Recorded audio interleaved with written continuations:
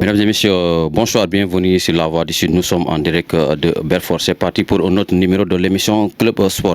Dans cette émission, donc, nous waxtaanee li nga xamante ne moom mooy actualité sportive ici dans la région de Ziguinchor, mais aussi au niveau national, même international. Di am mbégte bu baax a baax di partager donc ce plateau ak ki nga xamante ne moom mooy notre consultant monsieur Moussa Ndaw nekk journaliste sportif. Moussa Ndaw, maa ngi lay nuyu. maa ngi lay fay Kara di nuyu sa technicien di nuyu waa rajo bi yëpp di nuyu aussi ñu ngi suivre ci li nga xam mooy suñu différentes plateformes yi di nuyu sa invité aussi di am mbégte rek war a waxtaanee li nga xam ne moo jëm ci wàllu tàggat yaram fii ak ci biir Sénégal ak bitim réew.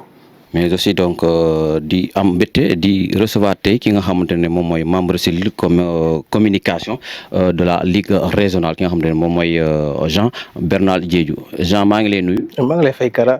di am mbégte bu mag par rapport ak sa invitation bi nga ma defal tey di nuyu tamit seen téléspectateurs yi également di nuyu tamit sama grand bi le doyen Ndaw votre consultant également di la jox sa wàccuwaay tamit. voilà donc di leen di fàttaliku moom tey mu ngi fii ak ñaari casquette en tout cas vraiment nañuy waxtaanee si émission bi li nga xamante ne moom mooy tour bi nga xamante ne waa fédération bi moo nekk di def tour delloo njukkal gis nañu en tout cas Sénégal moo jël Coupe d'Afrique des Nations léegi pour ñu mun a béggeel askan wi population yi gis nañu bépp sénégalais def na li nga xamante ne loolu la mun di supporter di def lu nekk pour ñu mun a jël coupe bi ne jël nañu coupe bi alhamdulilah donc il faut ñu def tour bi di Sénégal delloo jukkal pour ñu mun a en tout cas donc delloo njukkal ñi nga xam ne ñooy supporters yi tey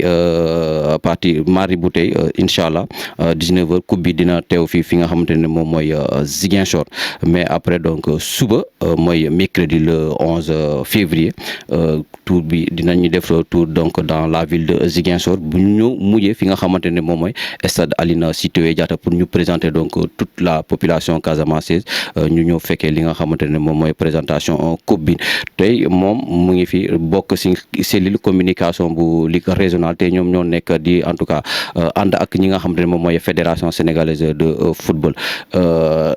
bëgg naa en tout cas vraiment nga ñëwaat si li nga xamante ne moom mooy tour delloo jukkal sénégalais yi. waaw merci beaucoup Kara comme ni nga ko waxee sànq dafa di trophée bi nga xamante ni trophée bu am solo la ci Sénégal te boo xoolee trophée bu gën a marqué Sénégal moo nekk trophée bi ci circonstance yuñ koy gañal tamit te comme ni nga ko waxee nii delloo njukkal dafa di li nga xam ne dafa am solo tey jii nii pour population bi donte tey ñi gis nañu engouement bi ñëpp te domaine sport xoolul kii peut-être mécanicien la kii domaine bi la nekk mais daal dafa ñëw unifier ñëpp ñu xàccandoo dóorandoo donc suñu jëlee coupe bi nii c'est quand même normal aujourd'hui la fédération à travers son président ñu def li nga xamante ni mooy tournée pour mën a présenter trophée bi ñëpp daanaka tey jii nii sénégalais loolu la ñu am par rapport ak également seen yëngu-yëngu par rapport ak trophée bi par rapport ak également CAN bi donc tey jii nii la ligue de Ziguinchor également commencé na entamer ay processus pour mën a tey jii dalal tey jii coupe bi au niveau de Ziguinchor donc dañ ñëwoon daal mardi lañ koy def mardi le 10 mais finalement dañ ko pousse ba mercredi donc gis nañu toutes quand même les forces vives de la région ñu ngi fiy jàpp pour mën a quand même accueillir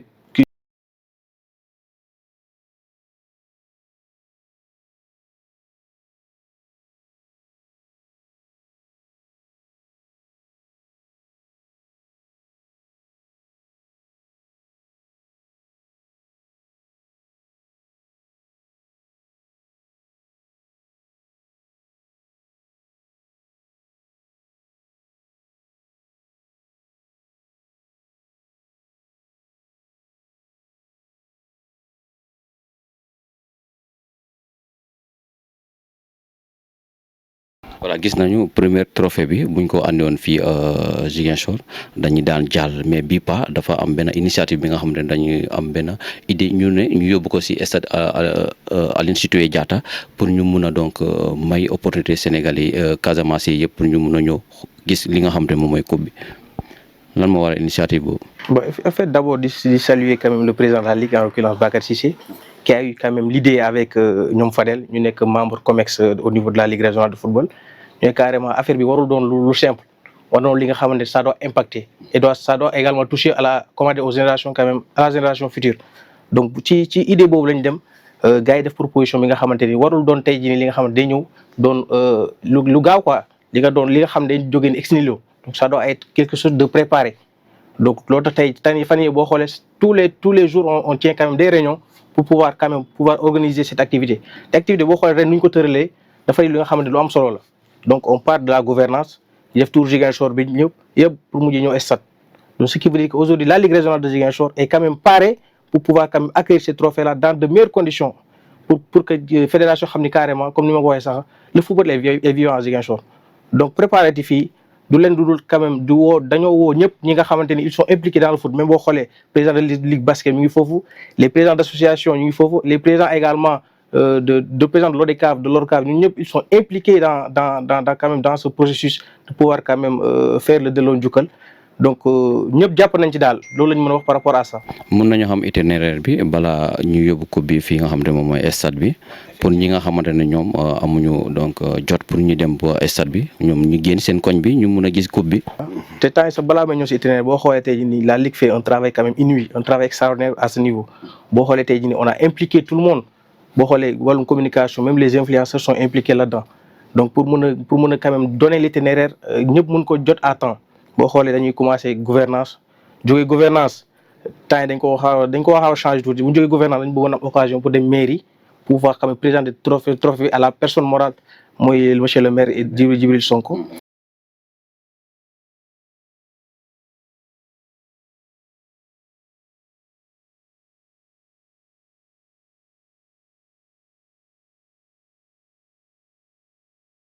juuti tourné jël loolu yoonu Lindiane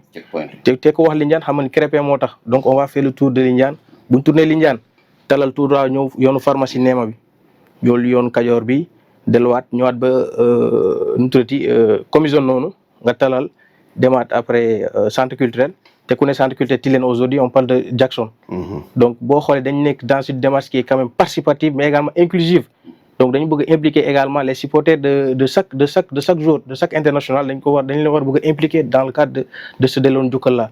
loolu tey jii nii itinéraire bi noonu lañ ko tëralee donc fa la ñuy mujj mooy stade Aline Sitoé Diatta pour permettre également quand même aux personnes ou bien aux hautes personnalités de cette région là de pouvoir s'exprimer par rapport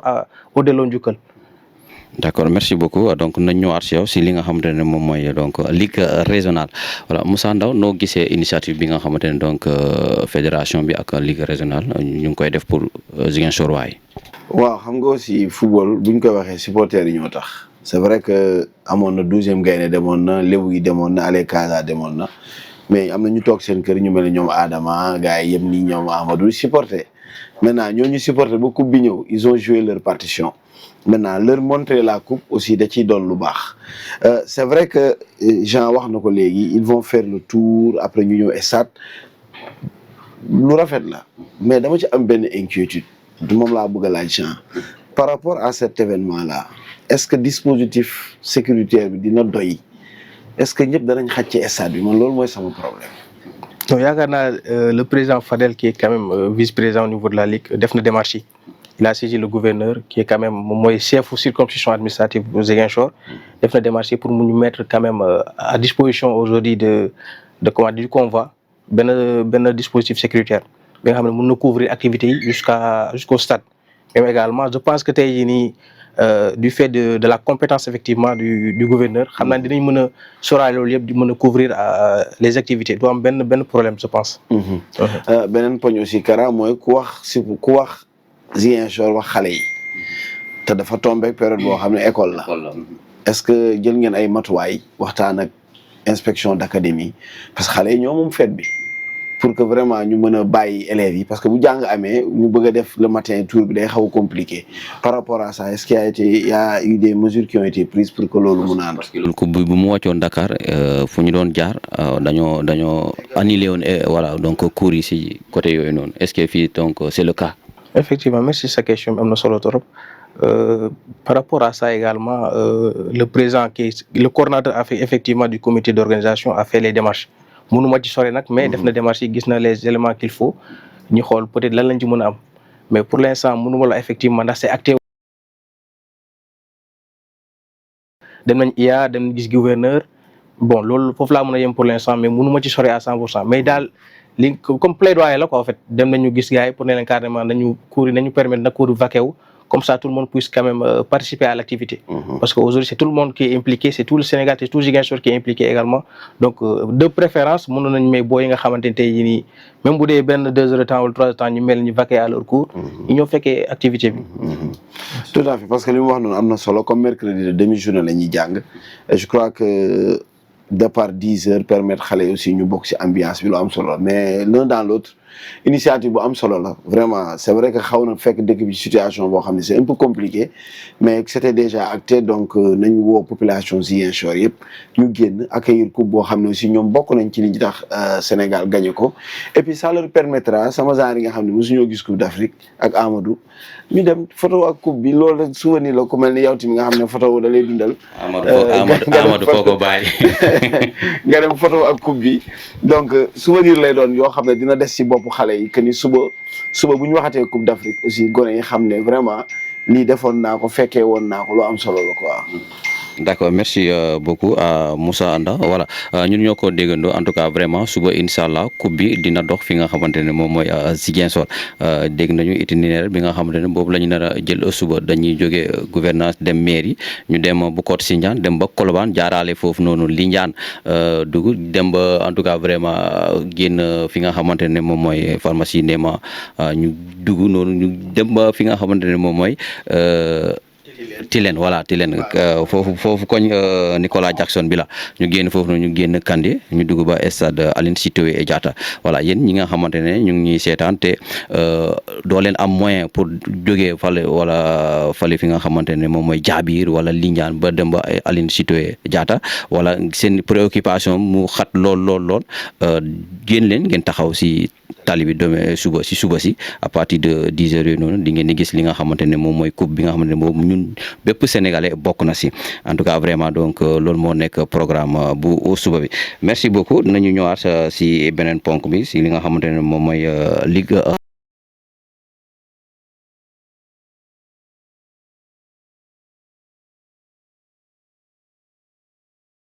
Merci beaucoup pour cette question bi parce que soo wax ci ligue régionale je suis plus à l'aise par rapport à ça parce que maa ngi ci domaine bi donc ren bon dafa am benn particularité bu ñu am tey jii ci ligue régionale bi donc ligue régionale ren je pense qu'il y a un niveau quand même très élevé si je n'abuse pas également. Côté football bi wala côté organisation. Côté football bi côté organisation côté communication je pense que ren jii nii lu am fii ci ligue régionale musul am. te boo xoolee depuis changement régime jusqu'à présent d'abord commencé par finale bu ñu jot a jàll ni U20 ak U17 yi ligue bu may fàttaliku finale ligue régionale musul am boobu mobilisation. à part nawetaan ñu ngi koy door a gis donc ce qui veut dire que le président de la ligue régionale Bakar Cissé tamit mu ngi def un travail extraordinaire pour pouvoir également lever le niveau de la ligue régionale comme ni ma koy waxee rek ligue régionale bu ren bi c'est une ligue qui est compétitive et quand même porteur de développement également su ma ko mënee wax noonu. donc jàngat bu ñu ci am mooy leen moom équipe yëpp ce sont des équipes qui sont quand même performantes à tous les niveaux du point de vue organisationnel mais également du point de vue de la communication parce que tey bu club boo fi jël am na au moins ku koy gérer PASOM ce qui est également à saluer di gën a ñaax également yeneen club yi nga xam ne peut-être commencé ci démarche nañ ko def à temps boo xoolee Sénégal élite que ça soit am ay club yu bees lañu. mais également ils ont innové ñu ngi pousse ñëpp pour mën a quand même dem ci démarche boobu noonu. léegi ligue bi nan la nekk di accompagner ni nga xam ne moom mooy club yi nekk fii ci région. waaw ligue yi daal moo ngi fii di accompagner moralement mais également financièrement ligue bi day accompagner peut-être pour l'instant on est en train d'attendre quand même peut-être la subvention de la fédération mais avant ça même bu ñu gisee sax Bakar Cissé a quand même aidé les clubs qui sont de Ziguinchor boo xoolee da leen octroyer ku nekk nu mu dee jox na la benn lot d'équipement donc ce qui veut dire que c'est à saluer daan loon am wala suy am sax lu néew la. donc tey ñëw nañu mu nekk dans une démarche qui est quand même fédérative non c'est pas impliqué ñëpp davantage pour mën a permettre tout un chacun képp ku nga xam ne mu ngi yëngatu ci domaine football bi mu mën a sentir ci boppam. d'accord monsieur Ndao lan lañu nar a retenir si li nga xam ne moom mooy ligue régionale en tant que yaa ngi koy suivre de près te parfois yaa ñuy jox li nga xam ne moom mooy résultat yi. waaw ligue bi dañuy saluer comme ni ko Jean waxee le travail accompli par la nouvelle équipe parce que bi ñuy falu aussi loolu la ñu waxoon amoon na ay mbir yu ñu tegoon ne ñoom bu ñu falu bëgg nañ jàppale club ligue bi bokk na si lu jëm ci affiliation yi lu jëm ci wàllu licence lu jëm ci wàllu assurance yooyu yëpp président waxoon na ne dina ci dugal loxoom te def na ko donc ñu jàpp rek ne kon lu jëm ci wàllu seen bindu seen licence yu joueurs yi ak seen assurance yooyu moom moo dugal loxo ci poche pour jàppale ci club yi muy loo xam ne li aussi avantage la par rapport club boo xam ne moo ko waroon defal boppam loolu kii de maye yooyu d'habitude mook Seydou Sané ñoo ko doon def donc moom il a déjà joué sa partition peut-être que Seydou la ñuy xaar pour mu ñëw jàppale gars yi si nga xam moo jëm ci wàllu équipement yu ni mel ak ay matériel didactique boo xam ne club bi nañ ko mën a liggéey leneen aussi lu am solo loo xam ne lii gis naa ko si ligue bi ren mooy attractivité bi parce que tey boo xoolee ñun on était je crois à 29 clubs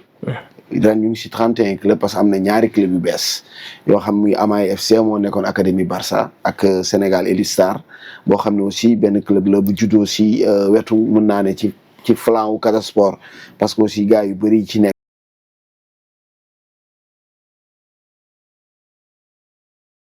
formation club yi vraiment léegi da ngay gis engagement bi même à travers les rues de Ziguinchor booy boo gis mi ngi dem entraînement ce qui veut dire que kon léegi gars yi gëm nañ ne championnat bi régional bi moom mooy d'abord tremplin bi pour ñu mën a viser plus haut et puis la ligue dans le domaine de la communication avec l'arrivée des gens aussi ils ont su que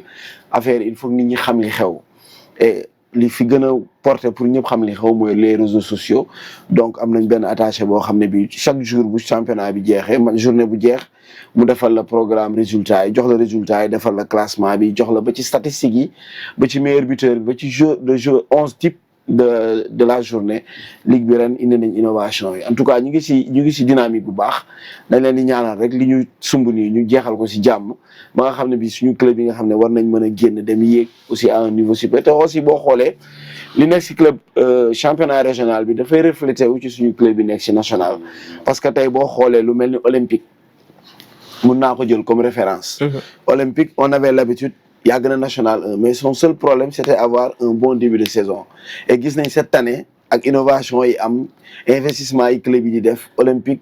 dès la première journée dafa commencé tambour battant c'est vrai que demoon nañ benn instant ñu am ay ndëgg sërëx ñu am 3 matchs yoo xam ne doxul woon mais ils ont repris leur dynamique de victoire ba démb ñoo mujjee gagné nekk ci kaw ci bopp bi suñu club yi nekk national 1 aussi journée yi passé yëpp foogoon nañ ne match bi passé dafay jaar suux mais gagné boobu moo ko yéegalaat mu nekk ci beneen niveau ci poule ba nga xam ne bokk na ci ñi nga xam ne mën nañ dem play off donc li ñu mën a jàpp rek moom mooy sur le plan régional vraiment football bi gars yi ñu ngi ci jox seen àq ba pare bëgg nañu aussi suñu club yi egg ci benn niveau boo xam ne comme loolu la ñu dégg si club Dakar yi ak si yeneen club yi vraiment ci investissement les clubs yi sax am nañ oto Sénégal Elite Star am nañ seen bus bu leen di indi Ziguinchor Académie am na bisu boppam donc club yaa ngi jéem loo xam ne li suba bëgg nañ vraiment ñu tudd leen ci yeneen club yi comme ni ñuy tuddee yeneen club bu Sénégal yi. après dinañ ñëwaat si li nga xam ne moom mooy résultats yi ak classement yi pour ñu boucler en tout cas côté boobu noonu gis naa ne yéen da ngeen di répartir en poule bàyyoo leen pour ñu def championnat bi nga xam ne ku nekk day daje ak moromam wala da ngeen di faciliter club yi seen déplacement wala. Effectivement, comme ni nga ko waxee rek parce que au niveau local club bi ni muy fonctionner c'est un peu compliqué par rapport peut-être à Dakar fii club yu bëri dañuy xaar subvention pour mun a avancer donc ça sera très compliqué nga jël peut-être ku nekk à Bignona nga boole ko poule ak ku nekk peut-être à Cap Skirring donc déplacement yi day compliqué loolu tax tey jii nii ren jii boo xoolee le COMEX le comité quand même d'exécution def nañ tout daal pour mën a xam nga faciliter la tâche au club. Les clubs ne sont pas nantis, les présidents ne sont pas peinards. Donc, là, nous avons fait, c'est de faire un groupe, par exemple, par secteur ou bien par zone. Pour Bignona, ce sont les présidents du département de Bignona, nous avons juste Djouloulou, Karchak, nous avons pour nous traiter, Oussouy, c'est la même chose. C'est seulement le département de Oussouy, nous avons donc, le président a donné la latitude au président du district de pouvoir quand même le faciliter la tâche. Sinon, tout le temps, on a déplacé pour les solliciter les présidents district de gauche à droite. Donc, je pense que c'est beaucoup plus quand même, ça va atténuer beaucoup de choses par rapport à ça également. Merci beaucoup. Voilà, donc, je vais vous dire les résultats. ADTE, je vais avec Jambakunda. Voilà, Jambakunda, un bi partout. Donc, qui nga xamantene mom moy Kafunti Montamid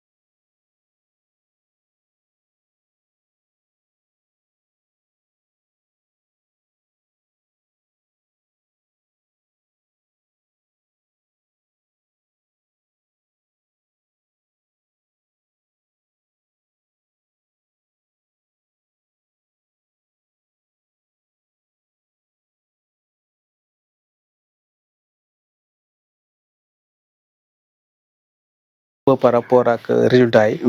boo xoolee match report yi peut-être tournée delloo njukkal moo ko waral. donc la Ligue a demandé plus de peut-être de temps pour ñu mën a préparer lépp donc le dispositif devrait en principe être quand même être mis en place pour tey. donc loolu tax match bi ñu toxal ko pour permettre également au comité d'organisation ñu pouvoir ñu dérouler à temps ñu placer podium bi yëpp à temps pour que demee ñu gën a faciliter l'affaire yi quoi loolu. voilà si classement bi ne poule A bi ki nga xam ne moom mooy Kafountine moo nekk en tête moom ak ADTE Moulomp moom moo nekk groupe C bi Sénégal ES moo nekk ci kanam kii topp ko Espérance SP Entente Sud moom moo nekk nga xamante ne moom mooy poule B Amay FC moom moo nekk ci kanam moom ak Niaguis FC Casamance AC moom moo nekk ci ginnaaw ba ci poule D bi Santhiaba moo nekk ci ak ki nga xamante ne moom mooy JS Casa ku ñu dooroon fole 3 moom moo njëkkoon jël score bu lourd bi moom mu ngi ndaare monsieur Ndao lan ban jàngat la ñu amal. waaw boo xoolee championnat régional bi yow match yi ngay jawale point yi donc boo xoolee ay ñoom Sénégal Early Star 9 points la ñu am 3 matchs 3 victoires donc nombre de matchs yi moom 9 points la ñu am. ils ont équipe bu bees la ñoom ak Amay actuellement ñoom ñooy sensation championnat bi ay équipe bees ay académie lañ ay xale rek la ñu am ñoom ils ont fait 3 matchs 3 victoires donc et puis ils proposent du très bon football. mooy léeg-léeg kii wax sànq équipe bu mel ni ICRA aussi gis nañ ne ren vraiment sànq rek maa ngi koy tooñ Sidi naan ko gis naa ne ren sa équipe bi dafa yeewu ICRA actuellement ñoom ñooy union culturelle du royaume affilié jo fële Enampor ñoom aussi actuellement seen poule ñi ngi ci doxal bu baax ñoom ak Cap Skirring bon ak Santhiaba Wolof actuellement moom fay épouvantail donc ça ce qui montre que ni et puis Santhiaba Wolof daaw moo joué finale régionale contre Badiana donc ce qui montre que équipe yooyu liggéey bi léegi fépp la gars yi ñu ngi liggéey bu baax a baax pour vraiment jouer les premiers rôles parce que xam nañ ni boo fi jógee mën nga am chance yegg à un niveau supérieur donc ak la nouvelle fédération plus ngay monter plus subvention yi di gën a yokk donc li ñu mën a wax rek mooy gars yi nekk si gox yooyu équipe yi nekk fa nañ ci gën a jàpp xale yi nga xam ne am nañ talent dañ ñëw football parce que booy ñu bàyyi ne nawetaan kese la non après le nawetaan y a le championnat et plus tu joues en championnat plus tu deviens performant au nawetaan te buntu la aussi parce que club yi bëri dañ fii am nañ national 1 am nañ 4 clubs xaw ma 3 national 2 am nañ 2 clubs Ligue 1 am nañ benn Ligue 2 am nañ benn donc yow boo performant ba dans le championnat régional tu as de fortes chances déwén ñu dégg la Casa Sport wala Esamay wala au pire des cas ñu dégg la Adjamaat wala feneen voilà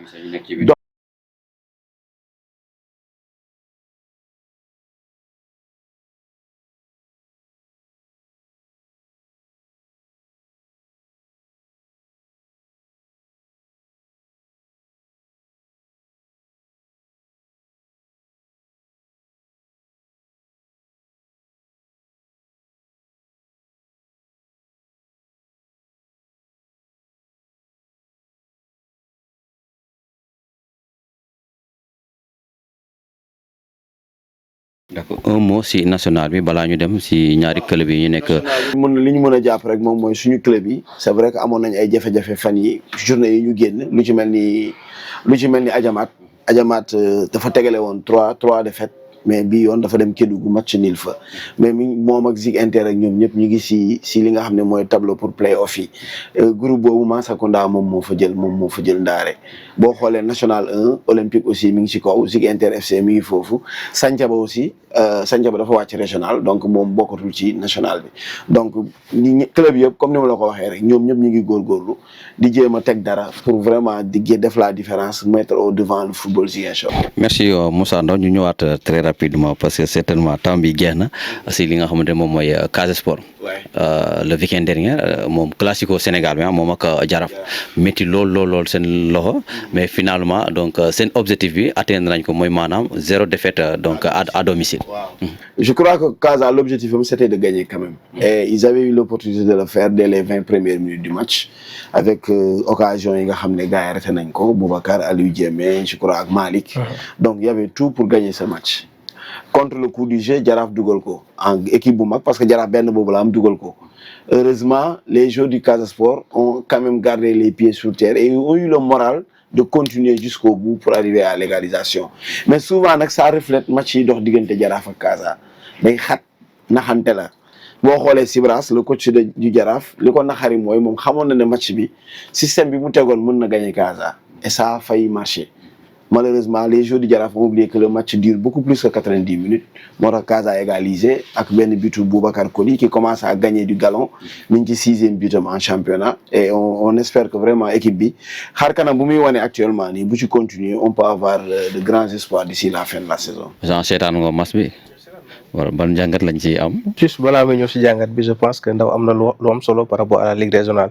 ci vitrine bu mu nekk tey jii nii te boo xoolee la preuve aujourd'hui on peut dire que la ligue régionale vend plus de joueurs que ñi nga xam ñu ngi équipe nationale parce que la boo xoolee ñaagi essai daaw rek xaw ma ñaata joueurs ñoo dem club Bourges. y a Fabregas de Soukpapay dem na y a Mbappé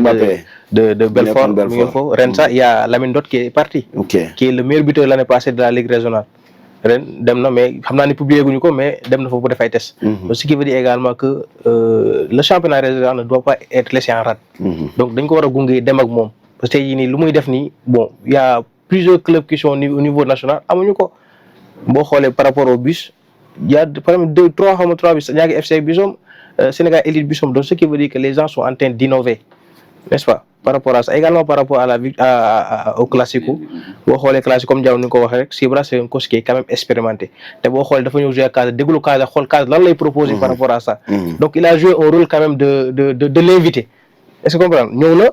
taxaw na kaam benn occasion la moom da concrétiser xaar Casa mais également Casa y a également pour ce match y a trop d'essais techniques également mënoon nañu rey match bi depuis premier mi-temps bi avec l'occasion la tête manquée de Boubacar yooyu di quand même tuer parce que jàppoon naa ni Casa bu teeloon dugal match bi leneen la ñuy wax peut-être dina am score yu gën a bëri que 1-1 yi quoi donc loolu laa amoon lu ma ci sandi peut-être di féliciter également le coach Djiba qui est quand même un excellent coach c'est un académicien il faut le dire léegi bu mu ñëwee Casa bi léegi Casa ñu ngi teg bal di dawal daaw danoon nañu wër loolu mais amuñu ko mais depuis Djiba bu ñëwee ba léegi mais quand même on sent quand même tu as envie même de regarder le Casa Sport jouer n'est-ce pas on voit quand même une équipe de génération foot qui joue au foot donc c'est à saluer également. Voilà, en quelques secondes, un autre aspect, le championnat sénégalais. Parfois, il y a une équipe qui est double, des rêves match du football à la fin, do am envie de cette match parce que est-ce que lolu tamit visage bu baax la pour championnat sénégalais bi nga xam ne saa su ne gars dañuy kaas ñi naan entraîneur équipe nationale war na xoolaat ci championnat sénégalais le temps de jeu. Raytaan bi ngay wax. Raytaan fépp la am kara ci stratégie la bokk. mais yaa coach Ansu moom loolu rek la bañ. joueur buy raytaan mais souvent match daf koy laaj parce que les équipes qui viennent à Ziguinchor ils disent nous faisons 500 kilomètres presque 1000 aller-retour donc bu jëlee Ziguinchor ñu am chance jiital Casa bi nga xam ne day football bu flamboyant bu chatoyant su ma ko jiitalee du ma dem jaayu damay xaar su ma mënee raytaan ma raytaan maintenant est-ce que aussi arbitre léegi équipe bi dañ ko war a bàyyi sax xam nga lu tax parce que football yamatul ci 90 minutes yow temps bi ngay rey arbitre da koy jàpp donc mënutoo raytaan ba temps bi du la rattrapé waat mais je crois que léegi li FIFA créé noonu am na solo ça permettra aux équipes même boo mënee da nga war a xam da nga war a doggali mais pas ngay reytaan mais reytaan moom ak football. même temps xale sax yow def nga ko. loolu moo dal Kelo Jaraaf voilà donc score yi Gorée moom moo joué contre Walidane match ni la ñuy def Génération Foot moom ak Wakam 0-0 partout Teungueth FC ak Dakar Sacré-Cœur moo ko dóor Teungueth moo dóor Dakar Sacré-Cœur 2-0 Guédiawaye moom ak Stade de Mbour 0-0 partout Linguère de Saint-Louis moom tamit mu dóor ki nga xam ne moom mooy ASEL de Rufisque 2-0 Casa Sport ak Jaraaf voilà donc waxtaan nañ ko 1 partout AS Cambérène moo tamit mu dóor AS Pikine HLM donc moom ak Sonacos ñoom tamit dañoo ni ñu ñëw si li nga xamante ne moom mooy classement bi ñu xam ne les meilleurs clubs. waaw les ténors ñoom dañoo chuté voilà sauf Gorée bi match nul mais HL dañ ko gagné Pikine dañ ko gagné maintenant dafa xaw a changé rek dañoo weccante ay place rek léegi au lieu que Casa ñëw si deuxième place bi dafa wàcc ci troisième place bi donc troisième place bi léegi changé wul Gorée moo nekk si kaw HL moo si topp Casa doog si topp. donc Ligue 2 bi ni Esama bi pas gagné. waaw surtout dafa dem gagné équipe boo xam ne perte gul woon Douane nekkoon leader donc Esama géré ko gagné ko c'est mooy li ma wax keroog ne la Esama équipe bi mu ngi fi mais problème bi mooy. mais dafa mel loolu dafa xew ren de équipe bu nekk si kaw parfois buy nekk dernier moo koy dóor. loolu moo daloon Casa. loolooy football loolu mooy charme bi parce que bu dee yow équipe yi gagné rek. comme Bayern de Munich par exemple wala Barça man ñun du ma leen seetaan parce que kuñ dëgg dañ lay gagné football suspense la il faut équipe tey mu leeral ne kii day douter moo tax sama Real Madrid gars yi yeb ko tey kii mën na ko dóor suba ASC Jibelor gagné ko ginnaaw suba mu gagné équipe nationale Sénégal mais loolu mooy football mais tey rek di gagné non loolu du tax kenn du sawar football il faut que mu am gars yi di wulli léeg-léeg ñu wulli la loolu mooy tax football bi neex. lan la ñuy am si li nga xam ne moom mooy victoire bu Esama. Esama juste man lu may ñaan peut-être la population de Ziguinchor c'est quand même de faire des concessions. parce que c'est pas facile hein que Ndaw je pense que la fois dernière waxoon na ko Esama dafa jógee national 1 dem Ligue 2 donc kenn xamul potentiel bi nga am donc c'est quand même c'est pas un tourisme de le dire mais c'est quand même normal boo ñëwee indi li nga xam ne xamuñu la mais ren daf gars yi dañu jël temps jàngat équipe bi xool lan mooy tenants ak aboutissants yi loolu tax ren ça va être difficile. même bu dee am na ay absence yu ñu remarqué foofu mais ça va être difficile pour mu gagner donc di ñaan waa Ziguinchor rek mu am boobu compréhension. mun xam ne heure yi dañ nekk ci période bu difficile parce que équipe bu mënta dajal ça va être difficile. donc c'est compliqué quoi il faut que ñu may leen temps ñu gën a reconstruire ñaan leen dinañ def maintien loolu gën a am solo te par rapport également à la Ligue 1 je pense que l'homme Ligue 1 Sénégal dafa métti dafa complexe c'est tellement difficile. donc parfois mën nga peut-être yow bëgg supporter bi mën nga bëgg bas bi gën a neex bal bi daw mais lépp ay question de schéma la ak tactique comprendre nga buñ naree topp peut-être bëgg supporter yi mën nañu am 5-0 6-0 chaque match mais est-ce que en retour club bi dañu am duñu bëgg donc ça va être difficile donc il faut que ñu comprendre mais également il faut le dire tey jii nii joueurs yi namoon jugé ci terrain nga xam ne ça respecte le standard est-ce que comprendre loolu yëpp ça joue tey jii bu ñu amoon terrain bu nga xam ne peut-être comme Diamniadio joueurs yi ci terrain lañu joué donc on aura beaucoup plus de quand même de buts par match. Bon c'est vraiment compliqué ku mel ni terrain Pikine bi c'est un peu dafa xat dafa xat donc pour jouer foofu ça va être compliqué. donc c'est un championnat qui est quand même extrêmement difficile. waaw peut-être ñun supporter suñu xamul dañuy wax rek mais c'est pas facile. xam nga supporter moom lu mu yàggaat yu mu tàmm moom saa yu amul rek day am lu muy wax merci beaucoup Jean ñu ngi lay jaajëfal certainement dinañu dajawaat fii pour beneen émission bi voilà Moussa Ndaw dernier mot bi suba ñu fàttale ko en tout cas vraiment Casa Sport Coupe du Sénégal dafa na waaw Esama tamit day jouer jeudi waaw Adjaman day génn AS Bambey voilà donc loolu moo xam naa ne match bu neex la parce que dañuy jógee si sargal coupe bi nii rek ñu enchaîner si match bi. waaw sargal coupe wuti coupe. loolu kay mun na nekk voilà mesdames et messieurs ñu ngi leen di jaajëfal bu baax a baax lii moo nekkoon tey émission bu Club Sport donc di jaajëfal ñi nga xam ne ñoo nekk derrière les caméras team bu Ams bu Kelsey certainement Kelsey tamit dafa nar a jouer tey xam